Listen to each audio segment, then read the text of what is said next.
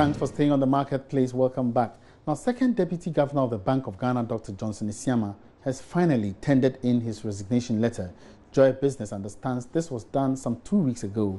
This actually confirms an earlier report put out by Joy Business about an oral communication of his resignation. There's more in the following Business Desk report. According to the resignation letter intercepted by Joy Business, Dr. Isiama's resignation is expected to take effect from January 1st, 2018. The letter also indicates that President Akufo-Addo has been officially informed about Dr. Isiama's decision to formally resign from the Bank of Ghana. Sources say the decision to move on was influenced by progress made on his entitlement as second Deputy Governor of the Bank of Ghana, which had initially delayed the submission of a letter to confirm his resignation. This should pave the way for President Akufo-Addo to propose a new person to fill the position in the coming weeks. It would be recalled that Joy Business in December 2017 reported that Dr. Johnson Isiama had taken his accumulated leave, leading to his resignation by the end of December 2017. Joy Business at that time also reported there has been an oral communication about his resignation subject to meeting some conditions before that formal resignation letter is submitted. However, some industry persons insist Dr. Johnson Isiama was pushed out as second deputy governor because the new administration did not want to work with him instead of what is being put across as a voluntary exit. Let's now get the thoughts of banking consultant Nana Utu Echampong, who is going to look at the implications of this current development on the banking industry and how soon a successor should be appointed to deal with the space that has been created. It was expected because nobody forced him out. He has resigned voluntarily because of whatever reason that he may have harbored. So it's accepted. One would have thought that having been appointed just a couple of years ago, he would stay in longer to work with the new administration, but it wasn't. So it's accepted. The bit when you talk about it was expected, it looks like you have more deeper information than we do. But some also speak about the fact that it wasn't a voluntary exit and the fact that he was pushed out and all the rest. What do you say about this one? No, I wouldn't say anybody pushed him out. If there's any push, then he pushed himself out because it's a position that you are supposed to be a member of a team of three leading as advisors to government. And therefore, if you are able to work with the members of the team, then your position is tenable. But if you are unable to work with the members of the team, then it becomes untenable. So that's why I'm saying he wasn't forced out. He tendered in his resignation. It all depends on the persona. If they want to work with the team and they are prepared, the team will work with them. But if they come in and a new government comes and you are still holding on to the policies and issues of the previous government, then it makes it a bit difficult. So that teamwork is necessary, it's paramount, yes. Do you think that whoever will take over, if for instance tomorrow Georgia Affairs appointed as the second deputy governor, one would argue that would there be pressure on that person, looking at all these things that have happened? No, I disagree. There wouldn't be any pressure. What the person, he or she, will have to do, as I said, is to be able to play as a member of the team. And once he or she is able to do that, then it should be fine. Because at the end of the day, there's three of you, but the main one, who is the governor, is there. And then the two are supporting the governor as members of the team. So there shouldn't be pressure on that person at all. How soon should the president name the successor? Because some will say, as we speak right now, it's vacuum. There are only two governors there. The work at the Bank of Ghana is very, very hectic. How soon should we have a new person being named by the president and go through all the process to take over this position? As soon as yesterday, because in this resignation, it's been around for a while, so I would have thought that the government or the president would have done all the necessary work, knowing that it was a matter of time. And so if we can have one within the next day or two, maximum a week or two, it will be appreciated, because the MPC needs, the whole team to be able to work. And since the MPC is ongoing, then we expect that they won't leave the vacuum for too long, as it has happened sometime in the past. We shall be getting some more thoughts of some banking industry players on this particular development as and when we get them and put them through. But moving on, the Association of Ghana Industries has indicated that one of the surest ways to ensure success of the one district, one factory policy is to access cheap credit. The association's comments follow signing of the required bill to guide the implementation of the policy. There's more in the following report. According to government, the One District, One Factory is one of its major programs aimed at industrializing the economy. But Chief Executive of the Association of Ghana Industries, Chum Akwabwa, tells Joy Business, without cheap credit, it might be difficult to get the required private sector funding for the program. The real strategy is to get to the situation where we produce a lot more than we are importing. And that's why we embraced this concept of One District, One Factory so much, because we thought that it was a typical industry activity. So if you have more of that, then you're going to be producing more of the products that you are consuming in this country. Of course, export market could also be there, but even for the local market, when you are importing over 70% of your total products that you are consuming, then you have a challenge. So right from the onset, I think that our minds and our efforts and everything should be on making the One District, One Factory work, making sure that industry actually are able to work and produce at competitive prices. Bear in mind that all these efforts, you can't just wish that it happens. It takes some effort. It really have to concentrate on the right strategies and make sure that industry produces at a reduced cost so that they can become competitive. Whether you like it or not, the imports will come in. There are people whose business it is to bring in imports. They will not stop. However, if you are able to reduce the cost of production, so you need to get the macro environment right, the business environment right, reduce cost of production, so that when you produce, you'll be able to compete. And when you're able to compete, then you also set up other mechanisms to support the industry that are producing on competitive basis so that they are sustainable. And if you do that, eventually you'll be able to compete in the market and take off the imports that are coming in. And if you do that, then it means that you're going to reduce your imports and the pressure on your CD will not be so much. For some industry watchers, the success of this One District, One Factory is critical because of its impact on job creation, stability of the city, and plans to move Ghana beyond aid, whilst consuming what we produce locally. Meanwhile, government is being urged to channel funds meant for its flagship programs through the rural and community banks. The Planting for Food and Jobs and the One District, One Factory policies are expected to absorb millions of dollars in funding through their implementation. Industry players believe this could serve as a financial base to support the banks in their capitalization processes. Prince Appiah has been speaking to Joseph Akuse, an expert in the rural banking and industry and also a consultant at Proven Trusted Solutions in Kumasi. The area of Planting for Food and Jobs. I know this government flagship project. The rural banks expect that the government should partner with them for this project. Why? The reason being that the rural banks are in the rural areas, and they are closer to the farmers. The farmers are mostly rural dwellers. They are closer to them. Therefore, they know their needs and want better than other banks. And therefore, they are well positioned, to be partnered with. So I urge the government to do its best to partner with the rural banks. With respect to this flagship project, the government should not ignore them. I think that maybe the rural banks are small, they don't have the capacity. Some of them are doing very, very well. So if possible, the government can identify the rural banks that are vibrant and collaborate with them. The rural banks expect that at the district and the municipal levels, government funds, such as free SHS funds, the school feeding program funds, and One District, One Factory funds, the government should channel it through the rural banks. Because currently, we have over 114 rural banks across the country. And as at November 2017, we're having 800 agencies.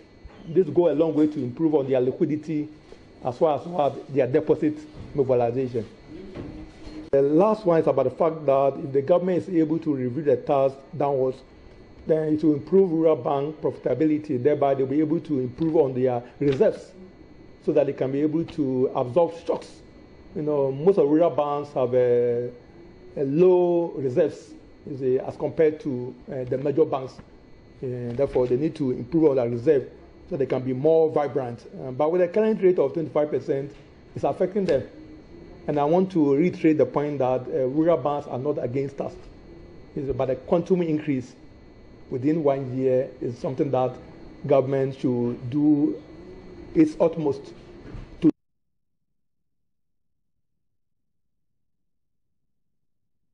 Now, away from that, Deputy Minister of Communications George Anda has assured the smooth migration onto the digital platform will create many job opportunities in the broadcasting industry in the country.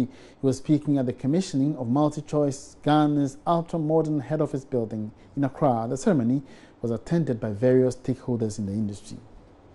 The commissioning ceremony saw various speakers praise the effort of MultiChoice Ghana within the television industry for more than 24 years, as well as its contribution to the economy. Chairman of MultiChoice Ghana Limited, Richard Dakon, recounted the journey and growth of the company so far and outlined some benefits to be derived from the establishment of the ultramodern office. In a goodwill message, the Deputy Minister of Communication, George Anda, commended MultiChoice Ghana for its effort at offering their services to many Ghanaians at affordable rates, and assured of finalizing the necessary frameworks to ensure the smooth transition onto the digital platform. There is a window of opportunity to conclude all the migration process globally by 2020. I must say that the shaping of the policy and the roadmap for the digital migration journey by the ministry has received and continues to receive immense contribution and support from MultiChoice Ghana, and we are most grateful. I'm happy to announce that the ministry has engaged and contracted the services of VRA, ECG, and NEDCO to provide dedicated power transformers to each of our 37 dedicated DTT sites, which are ready to transmit digital signals, and the power provision is expected to be completed for test transmission and national optimization of the network to commence by March 2018. The ultramodern office complex is designed to provide ultimate customer experience. Director of MultiChoice Ghana and GoTV, Cecil Sunkwamels, spoke about the future aspirations of the company. We've used this building to handle all the customer experience, and at the same time it also is able to have in storage all our decoders, IT systems, our people. We have a gym, we have a canteen. It contains everything. We're promoting a lot of the mobile and DSTV on your mobile device. When you subscribe to DSTV, you also have the opportunity to just activate DSTV on your phone, your smartphone or your iPad, and not just one, but 4 more.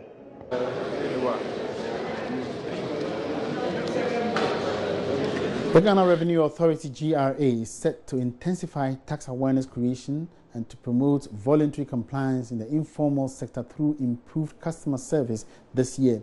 Commissioner General of the GRA, Emmanuel Kofi Nti, has indicated his office will ensure taxpayers in the informal sector would be accorded the needed assistance to create an improved relationship between the authority and the taxpayers. He spoke on the Joy News Thought Leadership Show, The Executive Lounge, which is hosted by Inshra Ado.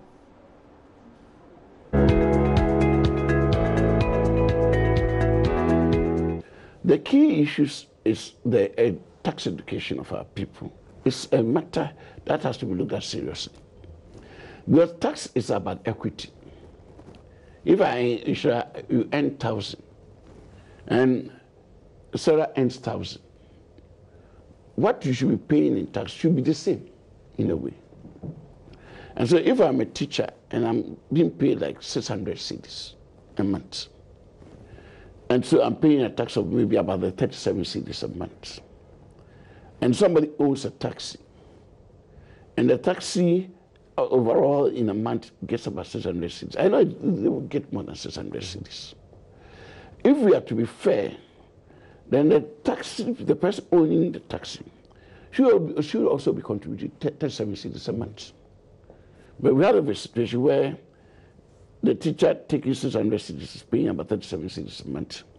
The one with the taxi pays only about 4 cedis a month. You see, if we are doing our tax education and doing it very well, and we dwell on one of the core tenets of taxation, the issue of equity. And I mean, we realize that the people would be up to it. Because when people feel that they are being cheated, their tendency to want to play up and then be responsible goes down. And so those areas, we have to be able to look at them, where we allow equity to handle those things. And the informal sector, I mean, as a tax person, I believe that the taxpayer must be treated as a customer. He must be treated with decency. The way we interact with them, they must have a joy relating to us. And that didn't used to be a part of us. And that is the way to have it done. Once we relate to them, and once we show interest in what they do, and we want them to progress and prosper, it will allow them to want to pay tax, because they've seen that, look, the tax people are interested in their prosperity. And so once we are able to shift that kind of mental perspective to issues, things will change.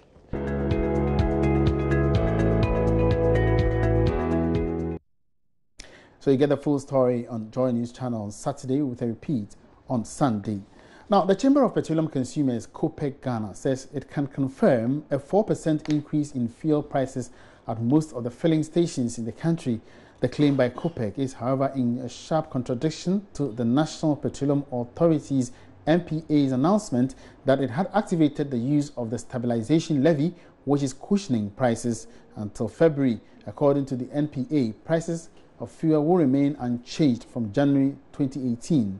Let's go on the phone lines now and speak with the Executive Director of COPEC, Duncan Amoah, to get further explanation of this development. Good afternoon, sir. Welcome to the marketplace.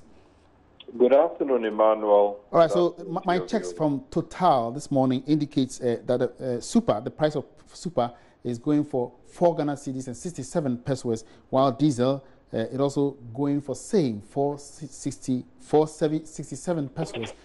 Which other stations have you checked, and what are the price ranges? Indeed, if you check with Petrosol, it's equally up. A couple of them have also adjusted. What is happening currently is that the many others are equally waiting for GOL to determine what price they would sell for. And so it is a mixed situation where some prices have been adjusted, others have not gone up yet. We are only seeking to get authorities aware that indeed prices have not been stabilized as they were hoping or expecting, and that it is rather going up. And we expect something to be done about these developments in order to forestall any hardship that these developments could bring onto the average or ordinary Ghana. Now, Duncan, could it mean that the increase is above the threshold of the stabilization levy that the NPA has already activated? Indeed. The NPA has sought to play with the stabilization and reform levy. If you read 1st of December, fuel prices could have gone up. Sadly, rather good for all of us. The stabilization levy was kicked in.